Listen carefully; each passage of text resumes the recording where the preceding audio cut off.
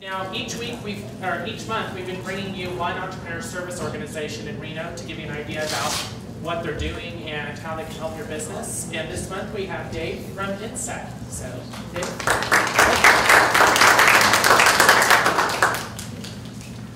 Okay, so this is probably the most important thing. We are a member-supported nonprofit, and we do events to help people explore and use technology. We have a laser focus on doing that.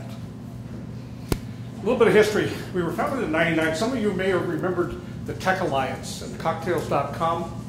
So that was back in the days of the dot-com boom. It worked really well until the dot-com bust. And at that point, they renamed the organization NCET. We were briefly affiliated with the Nevada Commission on Economic Development. At some point, they spun us off, and we became a standalone 501c3. During that time, we were also funded by federal earmark funding. And that was a significant amount of funding, and when Congress got out of the earmark business, we had to reinvent ourselves. So today we have a 35-member working board of directors. Matt, Candace, any of the other board members? Carol's a former board member.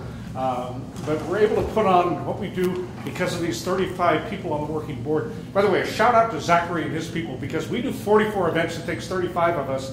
He does 52 events with the 3 of them. So good job. We are funded by memberships, sponsorships, and program revenue. We get no state or federal funding at all. We do produce a wide range of technology events. We distribute business news and information. I think a lot of you get our newsletter. We have a statewide email list of about 10,000 people. A little bit of trivia, we send out 1.3 million emails a year, and I'm sure many of you feel that you get each one of those.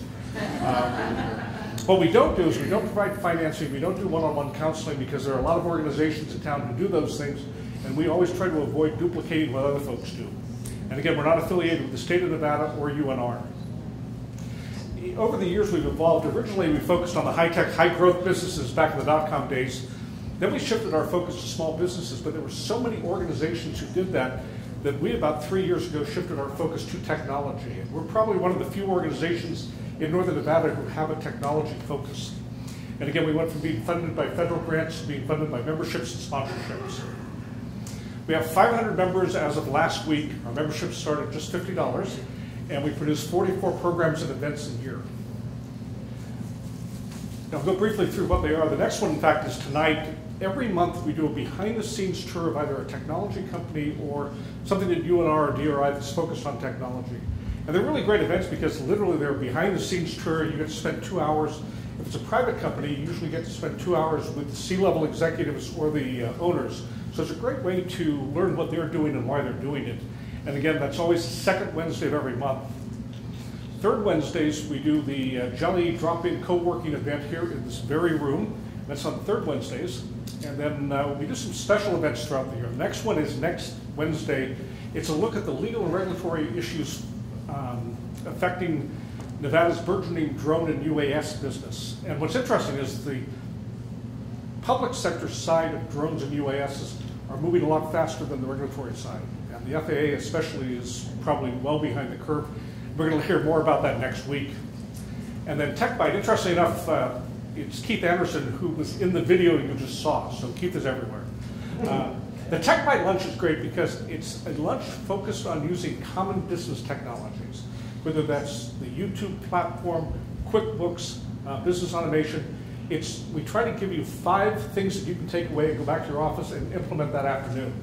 So it's a very approachable look at common business technologies. And it's not the warm, fuzzy side that you ought to be doing this because it's fun, it's good, it's a great marketing tool. It's rather when you turn your computer on, how do I use that platform?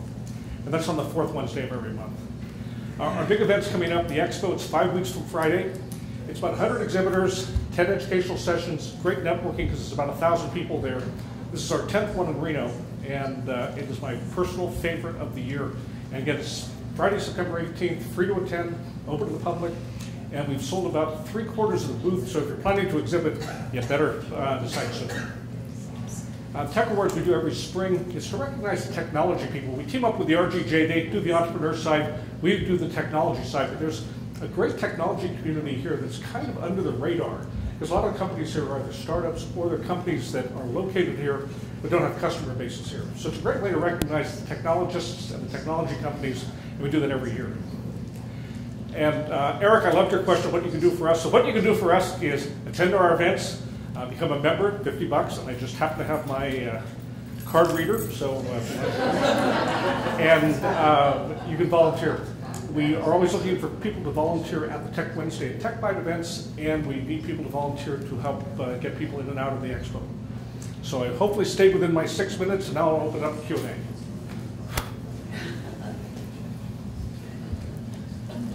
That's it? Yes, sir. You put on a lot of events. What do you do with all the money you're generating? You'd like to attend some more of the things that you do. Well, actually, as a nonprofit, again, we get no funding from anybody. So what do you do with the money you're taking in? Because you're taking money in at most of your big events that are advertised by your sales. That's costly to put on. Actually, Who gets the money? There's I'm not a lot. just curious. Good question.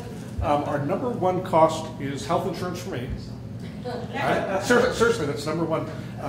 For salary, I get what's ever left over, and some years it has been zero. We spend a lot of money on technology platforms. That's our single highest burn rate element is all the technology platforms we use. Everything else, we tend to get people to donate goods and services to us. So that's why our memberships are only $50. That's why we charge $15 for the events. We try to keep the prices low because we don't have a high overhead. So our total budget is about $175,000 a year. Yes, sir. What's the profile of your attendees for that September event? 60% have small businesses, 20% want to start small businesses, the other 20% tend to be employees, retired people, a little bit of everything else. But it's 60% people with small businesses. I mean, in terms of the business that they do. The exhibitors tend to be medium and large businesses who want to reach those small businesses. So I can't easily pull it up, but it's people like professional services firms, telecommunication companies, printers, people who sell tchotchkes. It's people who want to provide goods and services and assistance to small businesses. And in fact, it's the only business to small business expo in Nevada, and it's focused entirely on that. And we have about 20 booths left. Yes, ma'am. I have a quick question for you. So what do you think is the best technology right now? Well, your members. I'm sorry, I couldn't quite hear your question. The best, the most innovative technology that you can share with us. Well, it's interesting. Wearing my MCT hat, we don't really bump into that, but putting on, the other thing, I'm the chair of the Entrepreneurship Nevada group. I'm also co-founder of the Reno Angels. We have so much software technology starting here. And what's interesting, within that, there's a large subset of medical software technology. And those are the two things we see a lot of. The other one, and this was surprising, was when we started looking at those drone lunches, I thought the business opportunity was building drones. The business opportunity is buying a drone from somebody else and doing something with it, whether it's agricultural surveys, cinematography. I came out of the cable and satellite business, and back then if you wanted an aerial shot, you had a helicopter, a gyroscopic mount, a Panavision camera, 5 technicians who were all union. Today you buy a $2,000 quadcopter, put a GoPro on it, and you're ready to go. So I think we're going to see the drone business, and that's in spite of the fact that we are an FAA test site rather than because of it. But there's so much going on. And I think part of that is by osmosis from what's going on in Vegas with the Air Force. So we're seeing spin-outs of that technology. Thank you. Dave, you mentioned tech platforms to spend your money on. Where are your tech platforms? What are your tech platforms you spend money on? One more time.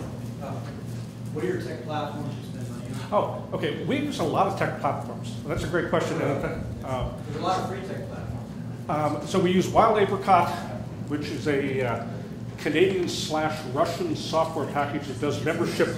That does membership and event management. We use Constant Contact for our emails. We've got. Okay, I'm going to have Matt or somebody help me out on this. Those are the two big ones I spend most of my time on. But Your finance books.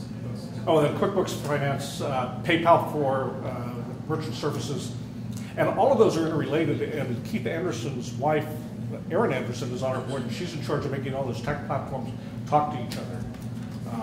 And those are the one things we can't get donated to us, and the interoperability of those different platforms is an ongoing challenge. And then we use Facebook, YouTube, Flickr, Twitter, Instagram, and all of those are pretty well automated together so that we don't have to go in there and manually do a lot of things. Yes, ma'am. What is the biggest problem that you're seeing tech companies start up with small tech companies in the area? What is that number one issue that you're dealing with?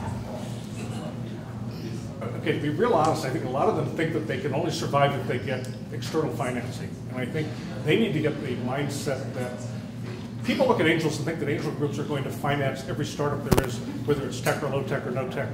And they're not. They're going to look for companies that have revenue, and they expect most companies to bootstrap themselves and to have at least some revenue before they look for external financing. And I think we need to change the mindset of tech groups that you need to have people write checks to you for what you're doing rather than have people write checks to you to support you.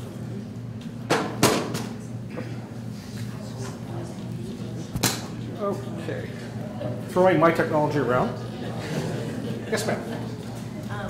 Besides the things you talked about around drones and around software, what are the other technology clusters that are already here in the ecosystem that you see, that are mature or are emerging?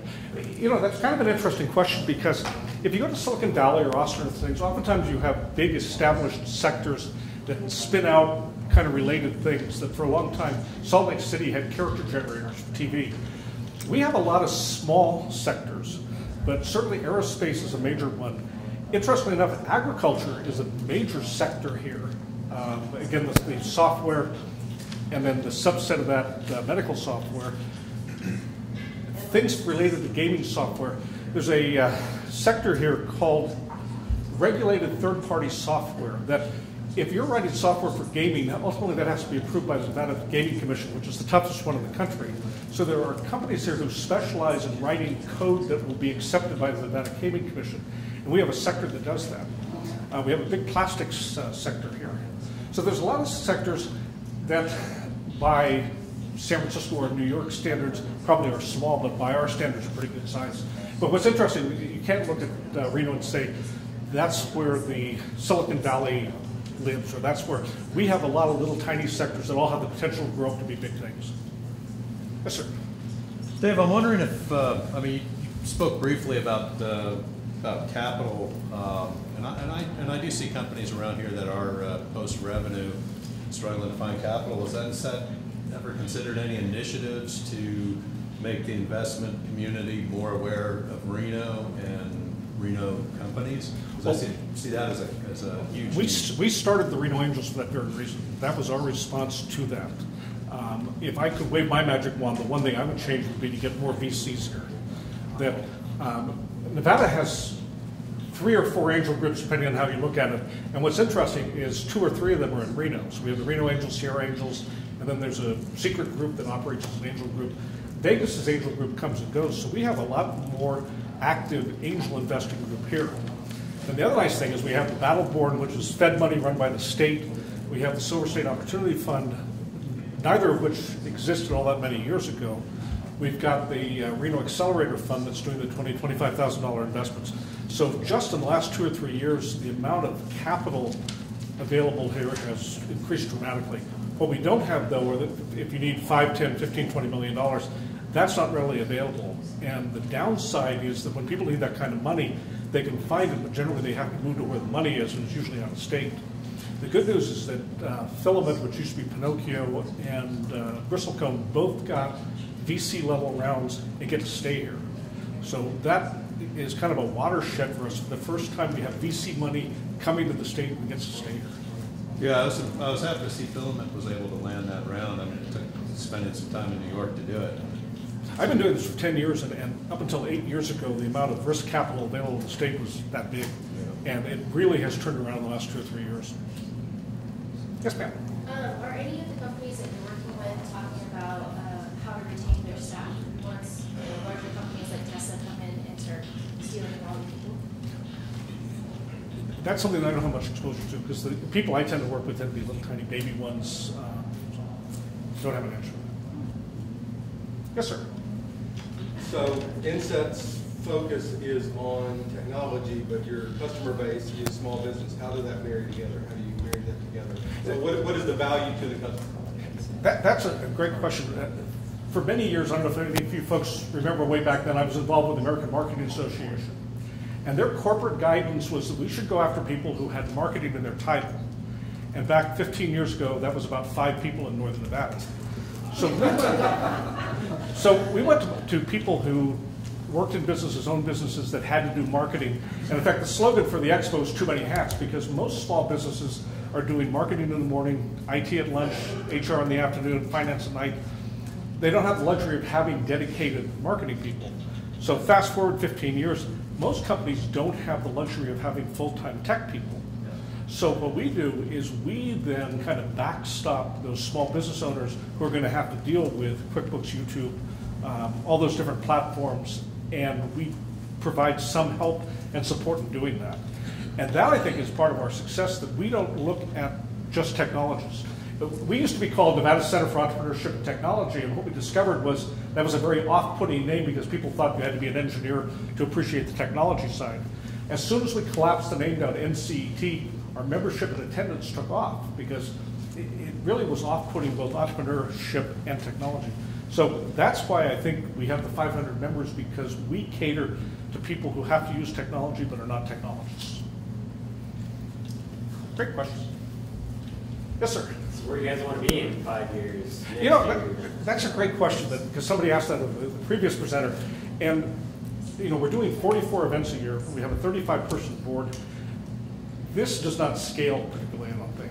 The other thing, and it literally is our limiting factor, is that 1.3 million emails, that you can only send out so many emails. And we're probably up against the limit of how many you can send out. So if we were to introduce more events, we'd have to send out more emails. And there literally just aren't enough email slots per week to do that. The other thing is 35-person board is a large, we meet here and it's a large group of people. So I think the growth is to get more members, more people attending, but probably, I don't think we can add too many more events into that schedule. And then my personal goal is to retire someday. So that's my next. But as long as this is fun, I won't do that. So. Yes, sir. What's the one service that you think Inset should be providing that isn't right now? How are you going about doing that? You know, I don't think it is. One of the things that I think has made NCT what it is the fact that we reinvent ourselves on a regular basis. And if you think back, we used to do the Silver and Gold VC conference, we used to do the Governor's Cup, and as time went by, we phased those out because, for example, with the Governor's Cup, we turned it over to the educational institutions. Silver and Gold, there was enough alternative financing sources. So I don't think it's so much of what we should be doing now as in a year people will look around and say, you know, we don't need to be doing jelly anymore. What we should be doing is taking those resources and reallocating them to something else. So today I'm happy with what we're doing, but come back in a year and we may very well have reinvented ourselves again. Yes, ma'am. Of all the things that you do, which ones do you get feedback are the most valued? Honestly, I think all of them are. And if you look at the Tech Wednesdays, for example, we have typically about 75 people go to those. Tech Bites, about 100 people. And we do endless surveys. And the Expo is our best received event, and my personal favorite. Tech Awards, same thing. So I think everything we do, we continue to do because we get such positive reinforcement for it. And kind of to your point that if we didn't, we would stop doing that and start doing something else. So I think we've reached a very good, I think the hook is coming out. So anyway, I'm very happy with our mix of stuff now, but rest assured if you come back in 3 or 4 years, you'll probably see a different mix than what we're doing today. Dave, just want to have the last word. You've already showed us what you'd like from the audience, so. Attend, join, volunteer, and if you want to join, I have my card reader and I'm not afraid to use it. So thank you all very much. Appreciate it.